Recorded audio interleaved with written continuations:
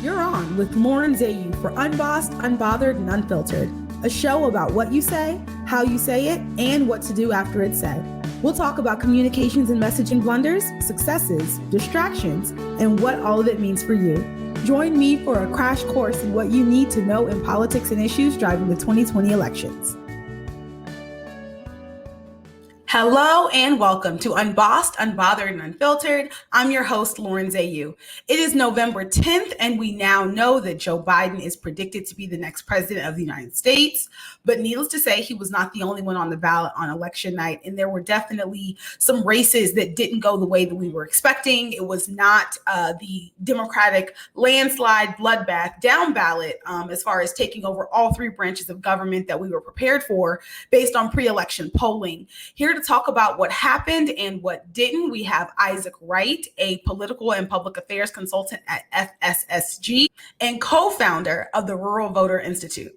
Specializing in strategic communications, Isaac Wright has spent nearly 2 decades as a communications operative and strategist in campaigns and public affairs. He has appeared as a political commentator on Fox News, CNN, POTUS Radio, Sky News, and other national and local programs. I'd like to welcome to Unbossed, Unbothered, and Unfiltered, Isaac Wright. Lauren, it's good to be here. Good to have you. Isaac is also a good friend. I've known him for a while, him and his family. And so I'm really excited to hear his insights on these particular issues, because as a longtime Democrat, he's seen a kind of come and go. And so, Isaac, if you want to give us a little bit more about your background and some of the work that you've done. Yeah, so I started in 2000 on the Gore campaign. I was the youngest member of the national press staff then. I don't get the title youngest at anything anymore, but I've had a lot of fun in between. Worked on successful gubernatorial races, flipping offices from red to blue in Arkansas and Missouri. Worked across the Southeast and Midwest, and then races, frankly, from the East Coast to the West Coast and as far away as Alaska. Oh, wow. That's really cool. And I mean, keeping that in mind, you and I have often had conversations about Southern Democrats and, you know, whether or not we get this, get the same amount of attention as Democrats in other parts of the country. And what we did see in this race was a significant focusing on Southern Democrats that seemed to pay out in some ways. And so I wanted to know if you feel like that's a fluke as far as, you know, Georgia flipping, there being Senate candidates who were doing really well, or is that something that we should have seen coming? I've been saying for a long time that Georgia was on the cusp. I think if you take a hard look at internal numbers in Georgia and you look back over time, Georgia has really been on the cusp of flipping for at least 4 years. I think it could have flipped in 2016 had the infrastructure been put in place. I think there's a pretty strong argument it probably did flip in 2018, even if our side didn't get the office. It flipped this time, it looks like, in part because of the infrastructure. Largely, I feel like there's a tremendous amount of gratitude the world owes Stacey Abrams for the groundwork she laid in Georgia that this wouldn't have been possible without. I think that is a huge focus. I think we're going to see more resources and infrastructure hopefully go to Georgia because it is a battleground state and has finally been recognized as one. Texas is still further away, I think, than a lot of people had hoped, unfortunately. But then you also look at the South, and in those places where we didn't have an infrastructure, where we didn't have that top level of effort, you see things actually getting worse, right? I think Kentucky and Tennessee, as far away as Oklahoma, you saw the gap in R versus D, rural versus urban, getting further and further apart. I think headlines have confirmed that. In South Carolina, there was tremendous infrastructure put behind Jamie Ayers. A lot of us had high hopes for South Carolina this year. But in the end, it was not really close. So we have to go back. We have to look at what happened and what do we learn from it. And then we have to make the conscious decision to put the resources there to build. Our group, the Rural Voter Institute, looked specifically at Wisconsin, Michigan, and Minnesota rural voters and did research on how to better communicate, because our values are the right values, but are we communicating them effectively is really what we found was the discrepancy. And so we looked at that and offered a lot of thoughts. You can go to ruralvoterinstitute.com and see in the news section there some of the public reports we did on our research of how Democrats, how progressives can do a better job of entering that dialogue with rural voters and improving those relationships. And in that, we saw that voters were gettable, right? We saw as early as June or so that Biden had the potential to narrow the gap from 27 to under 20, the margin with rural voters in Wisconsin. We knew that, frankly, you didn't have to win quite that much to be able to carry the state. Hillary lost it with a 27-point margin in 2016 by a fraction of a point. Governor Evers flipped the governor's office from red to blue handily in 2018, just by narrowing from that 27-point margin to a 20-point margin with rural voters. In the end, Biden won Wisconsin, and he narrowed it to about 24-point gap, it looks like, according to the exit polls with rural voters. But we know that those voters are ready to have conversations, right? We have to find the right voters, and we have to have those conversations in a substantive way. And they're conversations, right? We can't just talk at voters. We have to talk with rural voters. There are very, very legitimate concerns right now about the threats facing rural America. And we need to have a conversation about what Democrats are prepared to do to address those. And we saw in our research, we saw that, for example, rural voters of faith, right? Rural evangelicals, often written off by Democrats and progressives.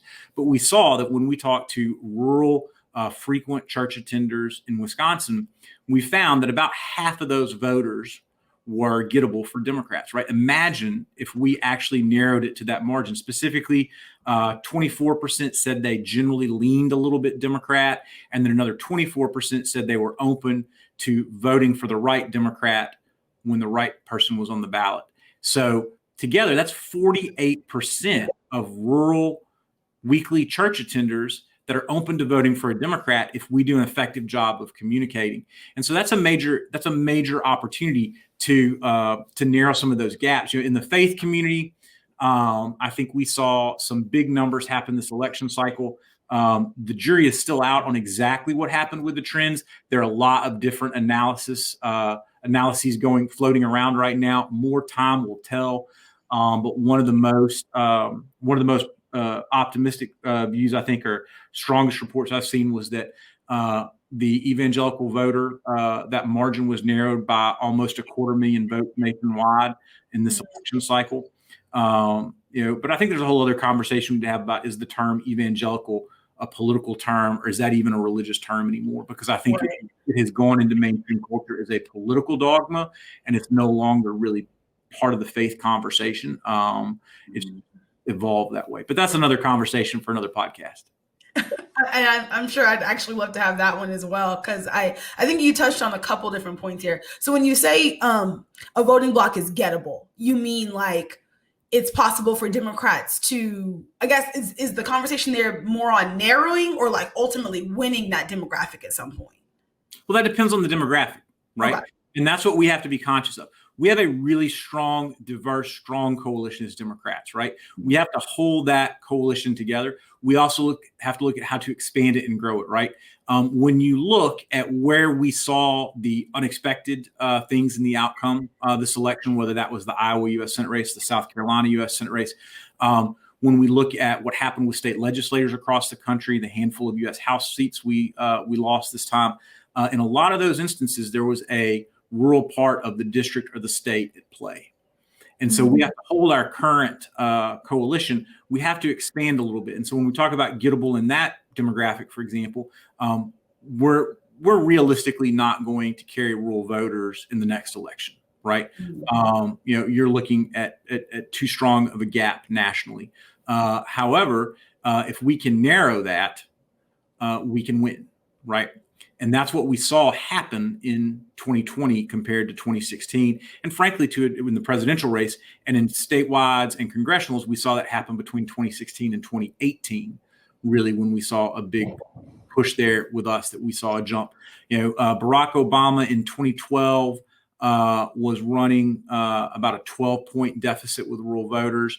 In 2016, Democrats were running a 26-point gap with rural voters nationwide, right? So the difference between that 12 and that 26 is the difference between winning and losing in statewide races in the Electoral College, and in a lot of cases in a legislative or a congressional district.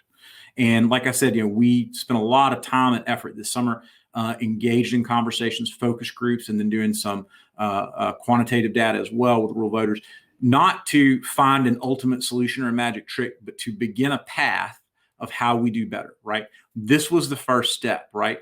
And we need to continue that journey as we go forward. I think it's great to describe as a first step. That's definitely what I'm looking at. And just, off the top of your head, what were some of the issues that you found to be like most flexible or most compelling with rural voters? So that's part of the problem. One of the things we found is we want to talk about issues. And it happens to be that we're right on the issues, but while we're talking about issues, the other side is talking about values. So we need to engage in a values-driven conversation. Why do we believe the things we believe? Our position on the issues is an outgrowth of our convictions, of our values, and why we believe those things. It's not just that we have the right philosophy, the right policy on agricultural trade that will help the American ag economy, right, after Trump has hurt it, right? It's about the values of why we think that's important. Because rural America is what feeds the country. It is a backbone of the nation. For the most part, it's where we go to get outdoors and to enjoy the nature of creation, right? It is a sacred part of the country, and we have to make sure it thrives and grows. That's a value, and the policy is an outgrowth of that. So that's one major starting point we need to do, is to re-examine how we have those conversations, right? Another one is to make sure it's a conversation, it's a dialogue, and voters don't just feel like they're being talked at, right? I think that's a major problem we have, because Democrats have in recent years, I would say up until the 2020 election, we had a gap in how much effort and time and infrastructure we were putting into rural America in a political sense. And we saw some of that turn around. Frankly, I think that's true of the faith community too. You look at some of the organizations that really worked hard. Rural Voter Institute played a small role in some of this. We worked with both rural voter studies as well as rural faith voter studies, but you see really amazing groups like Faith 2020 that grew up this year that did amazing work. You look at Evangelicals for Biden, Vote for the Common Good, et cetera. You see, and I would be remiss, I know I'm leaving a lot of important groups out, but you saw a tremendous effort put in there by faith leaders across the country to organize. You saw the same thing happening with rural Americans, and rural America starting to organize in a different way and focus on rural America, Heidi Heitkamp's One Country, Hildebreath, and the rural organizing. You can see some of this constellation of groups and organizations starting to form to make an effort. I think a big question is what happens, right? 2020 was a first step. I think there's a long road ahead, and will we stay the course as Democrats and continue to move and improve those things? That's great work, Isaac, and I'm glad that you're participating in it. And keeping that in mind, sort of as we transition into Hold Up and, something that isn't getting the amount of due that it deserves.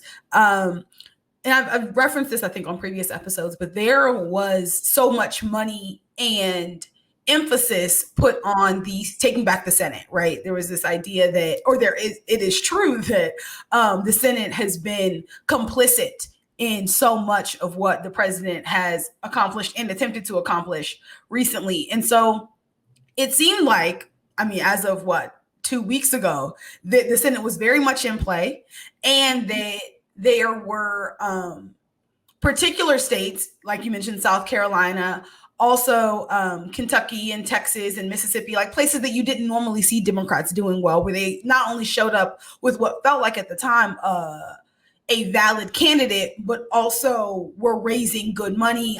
Lindsey Graham complained for weeks to anybody who would listen that Jamie Harrison was raising too much money and all of these other things, to come to election night. And those races were all called like within the hour, right? Like, oh, this is not even a factor. And so my question is as consumers, right? If it's not your fundraising numbers that are a great indication of how you're doing, and it's not the polling that's a great indication of how you're doing, how are we supposed to interpret races moving forward? Well, there's a conversation that's got to be had in the polling world of what happens in the future tactically to address that, right? Because I think we saw that across the country. And we're going to have to look at how we play better in those spaces, right? I don't think that we should be just simply disappointed like in what happened in South Carolina and Mississippi. I think we should be proud of the fact we took a step in the right direction. When was the last time you can think of a campaign for statewide office in South Carolina that generated the energy and the attention and the infrastructure that is left behind from the Jamie Harrison campaign, right? I met him for the first time when I lived in South Carolina working on presidential races years ago. And I thought, this guy, he's going to be in major office someday. I think he still has the potential. He's a young man, right? But when we see these things happening, right, in Mississippi, even with what's going on in Alaska, where they're still counting votes right now, we see this opportunity to not take these simply as a loss, right? Did they turn out the way we wanted to? No. Did they turn out where our expectation was? No. But is there an opportunity to build on that to grow in the future? And it's incredibly important that Democrats seize that opportunity, because we haven't even had that opportunity in many of these places for so long. And we're going to have to, if we're going to be a 50-state party, if we're really going to be competitive again. You know, it was in 2018 that we flipped the Kansas governor's race, right? Democrats did after how many decades, right? Democrats came within 2 points of flipping the South Dakota governor's race in 2018. That's the longest single party control of a governor's office in American history. 40 years Republicans have controlled that office. That was the closest race in 40 years for that office. That should not be something to walk away from, but those kind of opportunities should be something we build on. I think that's what we've got to look at going forward. And like I said, for example, with rural voters, nationwide, Trump did just as well or better with rural voters than he did in 2016. But in those places where we saw so much Democratic infrastructure invested, right, we actually saw modest gains in rural Michigan and Wisconsin, right? And the 2 to 3 points that he shaved off the margin with rural voters in Michigan and Wisconsin are partly responsible for why Joe Biden will be in the White House in 70 days. So we've got to look at how do we continue that effort and grow that effort and build. If we walk away from it, we're going to find that 2024 is going to be another 2016. We have to seize the opportunity and continue to grow and build on those things. Did we see the uptick with rural voters nationwide that we wanted to see? No. Did we see where we put the effort, where we put the infrastructure forward, that Democrats narrowed the margin enough with rural voters in those 2 or 3 key states that Joe Biden was able to carry those states in the Electoral College? Yes. So we know it works. We know that there are voters who are open to hearing us if we have those conversations. Keeping that in mind, though, when you say infrastructure and resources are needed in these spaces, like what does that look like? What ideally, how do you take a loss like this, particularly for, let's say, South Carolina, and move forward? Right. So one thing would be, and I know this is a classic conversation in politics, but financial resources, right? It would be great if we could see the South Carolina Democratic Party continue to have an ongoing dialogue with Democrats who turned out for the first time or hadn't turned out in a decade, that made part of the difference this election cycle, with the voters who are open to considering voting for a Democrat this time.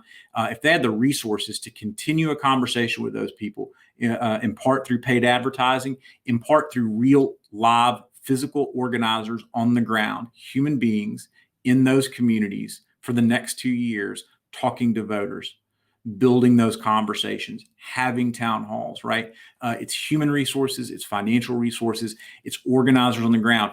It's finding who is going to run for city alderman, who is going to run for county office and get elected.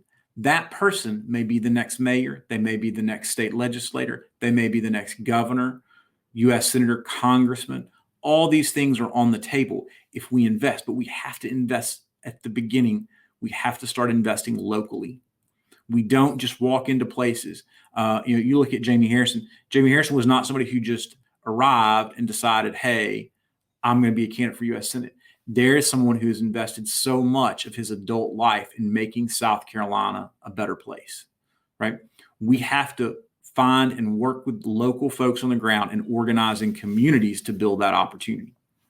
And we have to continue a conversation online, right? We should be engaged in paid communication, in earned media, and all of those components to carry on a conversation about our values as Democrats and what those values mean.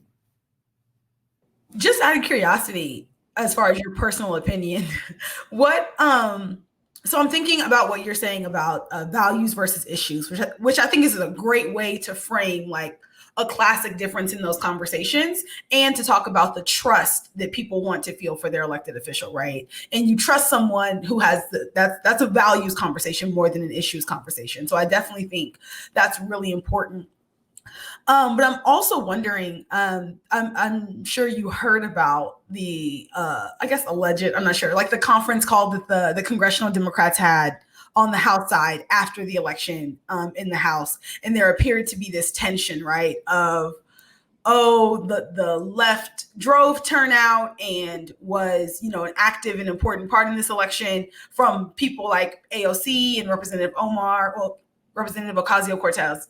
And then on the other side, there was this from people like Representative Spanberg in Virginia, like, this almost cost me the election. Don't ever show up here saying defund the police. All of these things that felt like do you think there is a real agreement actually on the values of Democrats, or is that part of what we have to overcome as well? I think there is agreement generally on the values of Democrats, right? We're Democrats. We believe every person in this country deserves an opportunity.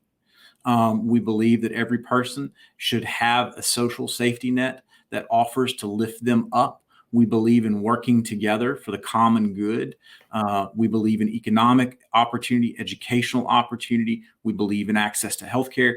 Our values about fair play and hard work matter. Our values about people being able to have the civil liberties to make decisions for themselves and their safety, et cetera. All of these things are Democratic values. And there is this constant tug, I feel like, in the Democratic Party, this tug of war of, do we move to the center? Do we move to the left? It's the wrong conversation to have. It's not about changing our values or what we believe. It's about how we talk about them. It's about how we express them and how we have a two-way conversation with people about what those values mean. You look at the Alabama U.S. Senate race. We knew that was going to be tough. I don't think there were really high expectations going into it. But if you talk to some of the folks who were involved with that campaign, they'll tell you, there are all these things going on about how awful Democrats are in some communities and things that are being said that frankly is just right-wing propaganda, right? We need to make a conscious effort to dispel that, right? And I was raised myself in a strong faith background. I went to a program, and Lauren, you may be familiar with this, training union. You remember training union on Sunday nights, right? And it was about evangelism and how to share things. And I'll never forget a pastor in that program one time said in front of me, it's a lot easier to love somebody into changing their mind than it is to argue them into changing their mind. And we have to keep that approach as we think about how we talk about our values with people. I saw some things happen on social media that just broke my heart. Watching it happen as somebody might offer up an opinion of, Donald Trump did this, and, I think I can't bring myself to vote for him, even though I voted for him in 2016. Mm-hmm. And then you would see maybe a couple of people applaud that on social media. And then you would see other people chime in and say, well, what, when he did this wrong and that wrong, that wasn't enough for you? Well, okay. If somebody just said they changed their mind and they're going to vote with us, let's welcome them to the table, right? We can continue to talk to them about those issues, right? That's how we have to have that conversation if we're going to change a mind or a heart. I've seen that exchange happen. And I do think that there is room to talk about like purity tests, right? And this, I've explained to people, like personally and in campaign world, like, I don't think it is a good idea to police how you arrived, right? It's that you're here. Yeah. And let's do with what we can that you're here. And so I definitely have seen that exchange happen, and I understand how that can be off-putting. Even, once we move like away from actual electoral politics, but even on the left, as far as how there are like Medicare for all defund the police, these different slogans that people, maybe initially found off-putting, but after, some research and things, come around to the idea of that there can be this backlash of, oh, wow, what took you so long? Which isn't helpful. And I don't think grows a party or grows even like an idea block. But I also think that there's an urgency and a hurt that I think can be missed in all of this, right? And so I struggle with I guess right and wrong aren't even helpful words here, but I struggle with the most effective way to have these communications in a way that still holds all that hurt and urgency at the same time. And so I do think that we need to figure out how to talk about some things in a way that doesn't end up being divisive and off-putting for people, which I do think is hard, particularly in a world, and this coming from communications, there are now words similarly to evangelical that it feels like the right has taken. Like I had some of our pastors on earlier talking about seeding moral language, right? And the importance of people of faith to not, or of Democrats to not just let that be on the table. Like, oh, well, that's what they talk about. Yeah. And I think your point about urgency and necessity, I think you nailed it on the head. We cannot let that be a backseat to trying to win votes, right? Because if anything, betraying your values is not an effective way to convince somebody those are the right values. So we have to be true to our values in those conversations. I think if we don't, it becomes counterproductive, right? And there's a reason why we believe the things we believe, and we're never going to get every vote. But we need to have conversations to build a greater consensus in this country if we're going to keep moving in the right direction. In 2016 was a rough year, and we have seen so many things happen since then that have been a cost in people's lives, that have taken people's lives in so many cases, that we have the opportunity to begin some dialogues, hopefully to mean that never happens again. Mm-hmm. Some dialogue and some protocol, and somewhat transitioning into, I ain't sorry, or something you're unapologetic about. If you don't mind, I'll weigh in on this one first. In the something that I think this is maybe not unapologetic about, but I do believe this is a concern that I hope President-elect Biden's transition team is taking seriously. In that, what became abundantly clear shortly after President Trump was elected is that there are things that we thought were rules that were actually norms, even starting with, him divesting from Trump Realty and like Trump hotels. Like the idea he really got through all 4 years with his name plastered on buildings across the country is as of 5 years ago for me would have been unfathomable, right? And so I definitely think there needs to be some protocol put in place to codify some of the things that thus far we've almost taken for granted as being just a part of the process. And so I'm really looking forward to the work that Biden's team does with that. I know it's not very flashy. I know every president has their 100-day agenda of the things at the top of the list, that obviously need their due, but that organizational, like painstaking, like democratic work also needs to be done with as much urgency. Is something I've been thinking about and weighing on a lot. Well, what about you? What's something that you feel like this cycle you either learned or will definitely take with you moving forward? One of the major things I took away from this election cycle is that there is hope and there is a clear path for Democrats and progressives at large to improve with rural voters, with voters of faith. And there was a crystallizing moment for me in the work we did with the Rural Voter Institute. At one point, we were showing, we'd done several rounds of focus groups, we'd done polling, we'd had these conversations trying to learn how to better communicate. And from that, we developed some examples of what that communication might look like. And we showed several 30-second videos, 30, 40, 30-second videos through the course of several rounds of focus groups and then asking people what that meant to them, right? What they took away from it. And I'll never forget, there was a fella who had voted for Donald Trump in 2016 who showed up for the focus group with a Trump 2020 baseball cap on. And he watched for those 30-second communications, and he looked up and said, if that is what the Democratic Party believed, I would join it. And it was simply talking about the same values that we talk about all the time as Democrats. It's about how we communicate. And I think that is one of the biggest takeaways for me, is there's a path to do better if we have the courage and the tenacity as progressives to put the effort in, to put the work in, to put the labor in. And Democrats have never shied away from hard work. When you look at so much of what has been done right in this country over the years, whether it was the New Deal, whether it was LBJ and the Great Society, when you look at whether it was Barack Obama and healthcare reform, when you look at so much of what has been done, it has been done through hard work of Democrats. We believe in the value of working hard and getting it done to make it better for all of us, right? Because we are one nation. And I think that as we continue, there's the opportunity to follow that path if we have the discipline, the self-discipline to do it. And I hope we will.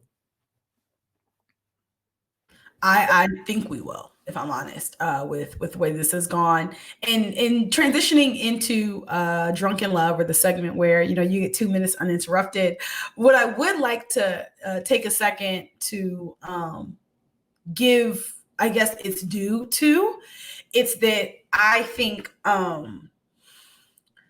Donald Trump was elected out of office, and that was announced this past Saturday. A lot of people who were accomplices to him, a lot of people who actively helped him be the horror that he was for the last 4 years, are still in office. Were either reelected or were not up for election this time. And so this notion, like, I definitely understand the excitement, and I don't want it to stop. I'm still very excited that he was not reelected. At the same time, I don't want there to be a rewriting of history that he was a one-man show. Right. There are people who owe the American public, at minimum, a deep apology, if we're honest, a resignation for the way that they've behaved over these last 4 years. And I definitely don't want to move, like, in our excitement to move past Trump. I don't want there to be, I don't want them to leave unscathed. So there was a tweet going around that was like, who are the top, like, 25 culprits of this administration? Like, who, if you had to name, and I don't have 25. I don't have 25, but I will say Senator Graham, Senator Cruz, Kellyanne Conway, Kimberly Guilfoyle, Kayleigh McEnany, Sarah Huckabee Sanders, even people who are no longer a part of the administration, but were active participants in the abuse that we endured. Like, I never want to look up and you're taking a victory lap. And I think it clicks for me, if I'm honest, with the viral clip of Van Jones on election night, and he's emotional, as a lot of people were, or not just on election night, but when it was called. And I was like, I understand the words that are coming out of your mouth, Mr. Jones, like, and I believe that you believe them. But as someone who watched you, like, actively applaud this administration and the things that they've done over the last 4 years, I'm having a hard time, like, viewing this moment as genuine. And so when I saw him do that, I said, oh, I know that it's coming for a host of people, if for no other reason than they want everyone to buy their tell-all book. And so I really think that we need to make sure that we have and by we, I mean people on the left, I guess, but we have a comprehensive view of what happened over these last 4 years, and don't let the revisionist history that I know is coming be skewed. Yeah. So yeah, that's me. And I'm drinking water because I'm still dealing with the celebrations I had over the weekend. So Amen. Cheers to water. Right. Yeah. So I totally agree with you. I think there need to be political consequences for those people in office. Those are members of Congress.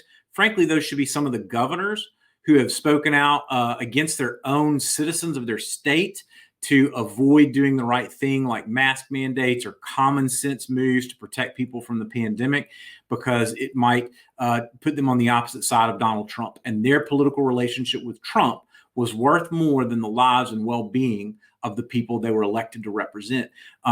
Whether they are governors, whether they're U.S. senators, whether they're Congress people, those folks need to be held accountable politically. There are some folks coming out of the administration who I think have the potential to be held accountable legally. I think we are going to see the potential for more legal action against folks and what they did as the administration continues further and further out of office, but within obviously the statute of limitations. And then I think there's the potential for professional consequences, right? There should be some serious conversations about if Barr, the attorney general, should be disbarred and not allowed to practice law based on his own abuses of the law while in office, right? If you disagree with the constitutional form of government we have of 3 equal branches, and you want to reestablish a new form of government with a stronger central figure, right, and make the president over the other 2 branches, right, that is unconstitutional by definition, right? Are these people really serving the law? And so I think there are professional consequences that need to be faced for these folks.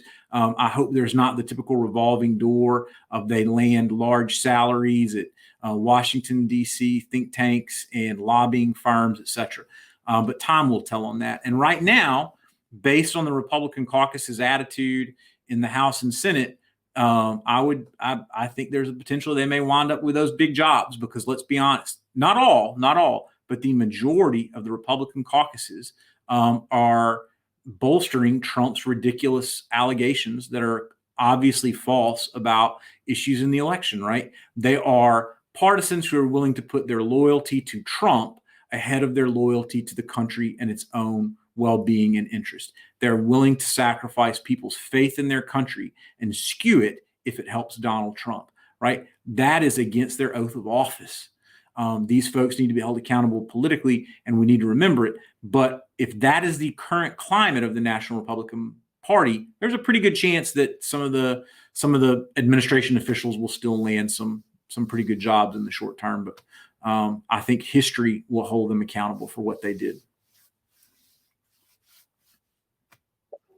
I agree. So keeping that in mind, is there anything that you either wanted to get a chance to say earlier that you didn't get a chance to weigh in on, or how are you feeling about that? I hope that we see more organizing and more resources, more effort, more thought leaders on the progressive side, on the Democratic side, coming not just out of the typical DC channels, right? I hope that this is an opportunity that we see more building from the ground up, and that we have a minute to take stock humbly of where Democrats maybe didn't get to where they should have this election cycle, without diminishing the fact that in the end, the most important thing, which was to put a final stop period at the end of the sentence of Trumpism and change the direction of this country in a battle for the soul of our nation, to be able to celebrate that, and to take a minute to take stock of what that means, not just for our country, but for the world, and not to let those other things diminish from how important that was. Hear to that. Isaac, I have enjoyed you so much. I really appreciate you stopping by and coming on the show. In the event that people want to reach out to you or find more out about your work, what's the best way they do that? You can reach us through our website at forwardssg.com, Forward Solution Strategy Group, forwardssg.com, or you can go online through the ruralvoterinstitute.org. Okay. And so if you don't mind, on that note, I'm going to go ahead and wrap things up here. You just finished Unbossed, Unbothered, and Unfiltered. If you're looking for me, you can find me at Lauren Zayu on Twitter and Instagram. And in the event you want to follow the podcast, just go to Unbossed, Unbothered, and Unfiltered in Apple Podcasts, Spotify, or YouTube. I hope you'll join us on this journey. Thank you for tuning in to Unbossed, Unbothered, and Unfiltered with host Lauren Zayu and music by Lighthouse Productions. For more information on Unbossed, Unbothered, and Unfiltered, or to review today's episode, please follow @Lauren Zayu on Twitter and Instagram, or subscribe to the Lauren Zayu YouTube channel.